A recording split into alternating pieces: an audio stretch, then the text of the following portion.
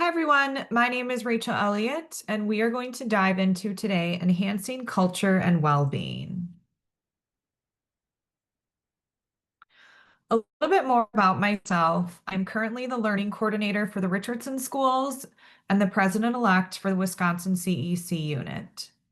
I've worked as a classroom teacher, a technology instructional coach, and a day school director. I started my career working in public schools and since then have transitioned into special education.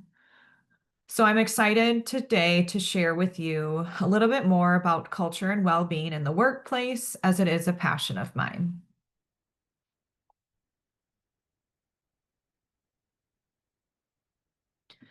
So we're going to set the stage for understanding the why today. Setting the stage for teamwork is crucial in fostering a healthy workplace environment. Being able to work together not only enhances success, but also promotes the overall well-being among our staff.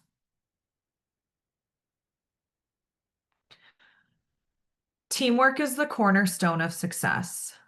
Fostering collaboration, it enhances workplace culture and supports mental health, ultimately leading to a thriving, cohesive environment for all.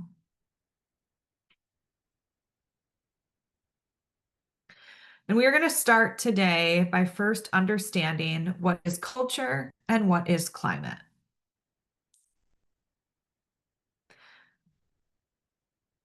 Staff culture encompasses the shared values and beliefs that shape a workplace's identity. It's the shared values and beliefs that we have in place that impact morale, productivity, and the mental health within our organizations. Staff climate refers to the day-to-day emotional tone and atmosphere experienced by our employees, ourselves, that again influence morale, productivity, and overall job satisfaction. So we are going to watch a video just to help us understand a little bit more how the two play a role together. Tab in the middle of the diagram, we see respect and value. That is the core of everything as it relates to your climate and culture. What is it that you respect and value? Now, we may say that we respect and value certain things, but you may act out differently.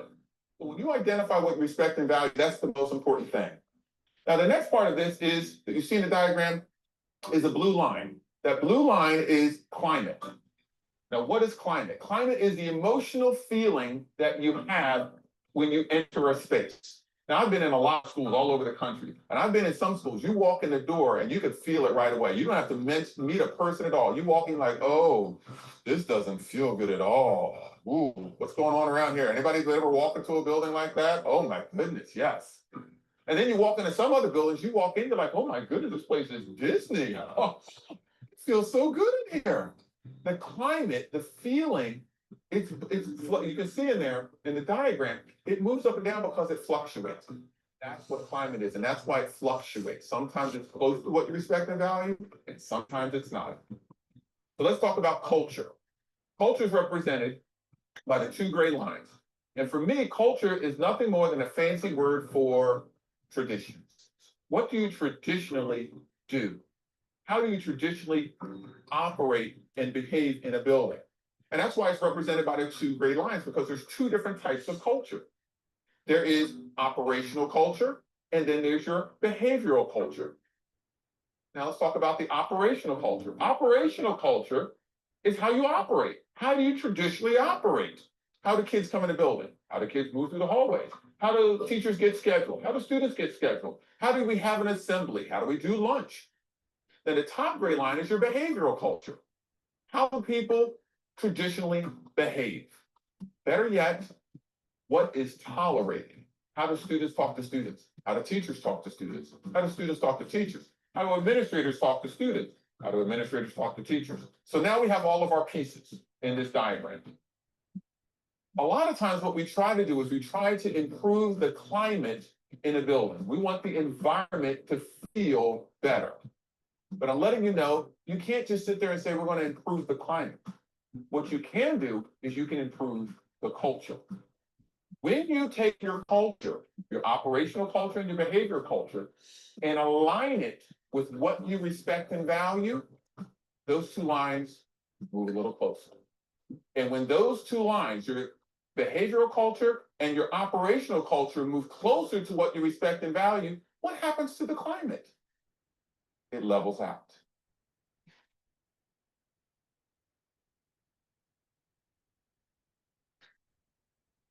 All right, thank you for participating and watching that with me. So culture versus climate. Again, culture is those shared values and beliefs that we have that shape our workplace identity. Staff climate, as you saw in the graph in that video, it changes every day. Both of these together can influence on staff morale as well as the importance of well-being. And going back to that video, I do just kind of want to reflect a little bit more. Um, the two do go hand in hand, but we do want to focus more on that staff culture, and what we have more control of.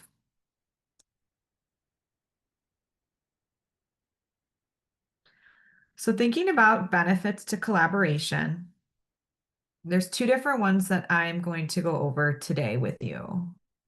One of them being collective problem solving. When we're able to work together, we're able to foster and develop creative solutions. It also strengthens bonds among our team members. Collaboration helps reduce stress, builds trust, and enhances overall effectiveness. So that's one of the key areas that I just wanted to identify, that with collaboration, we're able to collectively problem solve. Another thing that collaboration provides for is psychological safety. This is essential for thriving in the workplace. When team members feel secure to express their thoughts and ideas, collaboration can flourish, which again enhances that overall well-being and productivity. Psychological safety also provides for that openness and support among the peers in our workplace.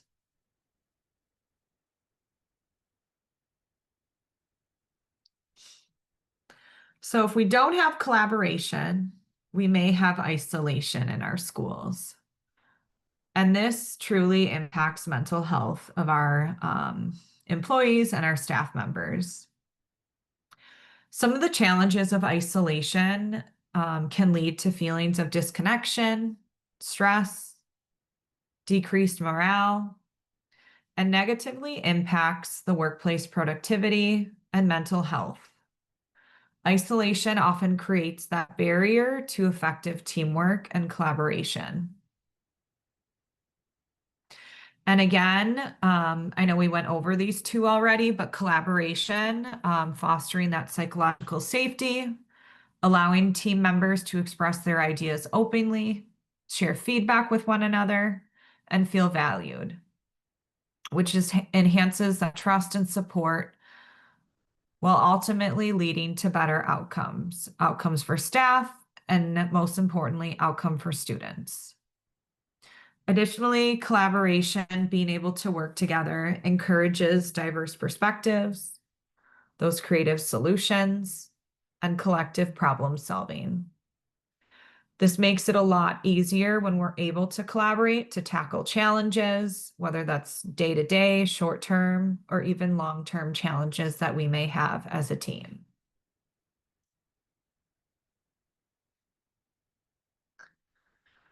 So I'm going to walk through a couple practical strategies to enhance that culture and well-being. The first one that I like to make sure that I implement with my staff is making sure that we have scheduled team check-ins.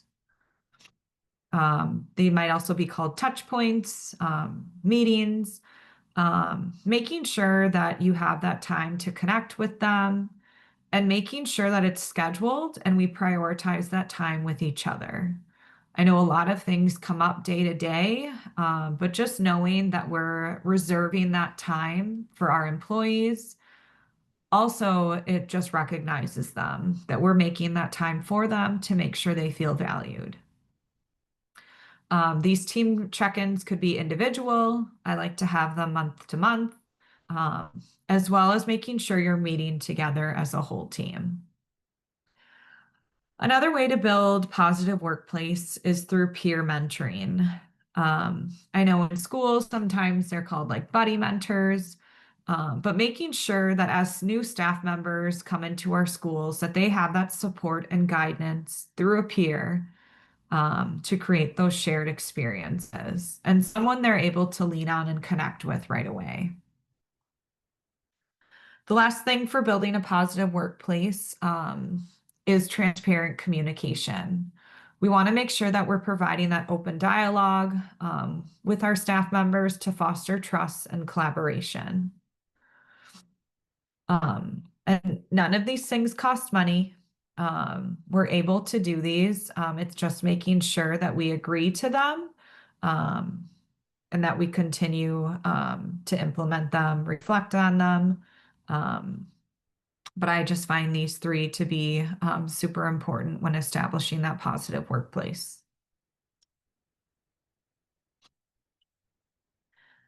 Strategies for team culture. We do want to make sure as leaders that we are modeling positivity. This can help foster that cheerful workplace atmosphere. The second one, constructive conflict resolution. We want to make sure that we're resolving disagreements with respect and understanding. Making sure that we have a model to solve conflict, especially if we're noticing that our staff members may have frequent conflict with each other. Making sure that they're aware, how do we solve conflict? What are steps and approaches that we can take? And how are we being solution oriented?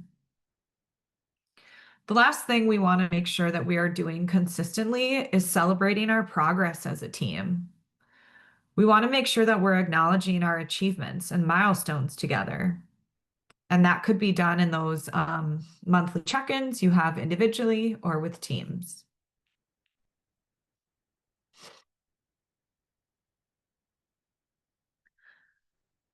So there are some things additionally that leaders can do, as well as staff members, just for further support. One of the leadership approaches I like to take is making sure that I'm providing empathy. Understanding that everyone has individual experiences and challenges they are going through. Making sure that I am creating an inclusive environment for staff expression. That I'm promoting trust and openness among the team. That I'm encouraging team collaboration by being actively involved. And that I'm recognizing and validating contributions from everyone. As far as peer support, one of the things I like to recognize is active listening. This can facilitate open dialogue between staff members, fosters connections, gives them that time to provide constructive feedback and encouragement, develops that sense of belonging and camaraderie, and it strengthens the resilience and coping strategies among peers.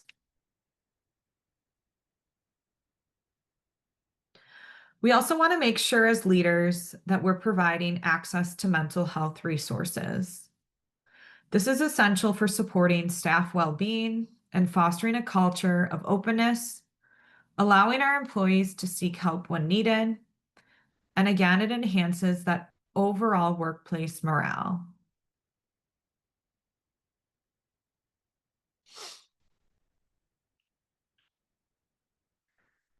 Besides offering that peer mentor, it's also a good thing to build peer support networks. I think this also enhances that mental health just by fostering those connections, whether that's with new employees or old employees who have been there, providing encouragement to each other. And it really allows them to create that safe space for open dialogue.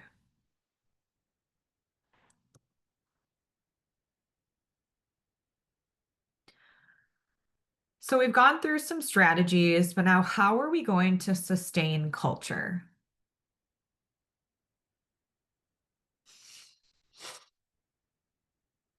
One of the things we should always be doing is continually reflecting on our school or workplace organization culture. Um, you can do this through staff surveys, could do an informal check around the building, observations. This could also be through those check-ins that you're having with your team members. But we want to make sure that, again, we are continually reflecting as individuals as we are with our teams. Another thing we want to make sure that we are doing is adapting to change. We want to make sure that we embrace changes together while staying true to our beliefs and our shared values. The third thing is innovation. I know often we have barriers or roadblocks, but how can we be creative and be solution oriented when we have those barriers? We want to make sure that we're continually encouraging our staff members to be creative with new ideas for ongoing school improvement. And again, we want to make sure we're celebrating progress. This will continue to boost staff morale as well as unite our staff together.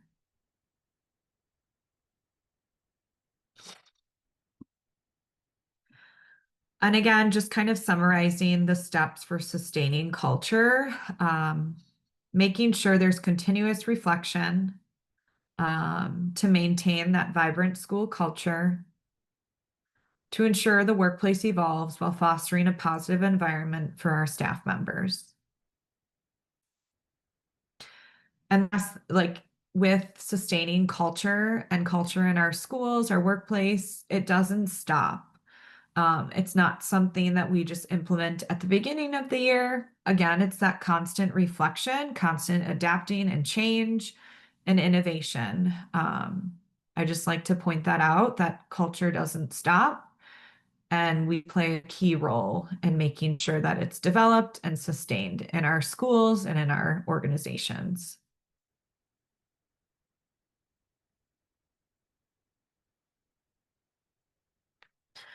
So again, I do just want to appreciate you guys joining me today. I would love to hear any feedback or other thoughts that you had about culture and well-being. Um, Again, I just want to emphasize that together we thrive. Together with our staff members, with our students, with our districts and our families, that will only produce better outcomes for our students. So thank you again. Again, I appreciate your time, and I do hope you took in something from this presentation that you're able to choose at least one strategy that you could implement next week or within the next month to foster collaboration and support among your colleagues. Thank you, everyone. And I do just want to share my email is rachel.elliott@mypathschools.com.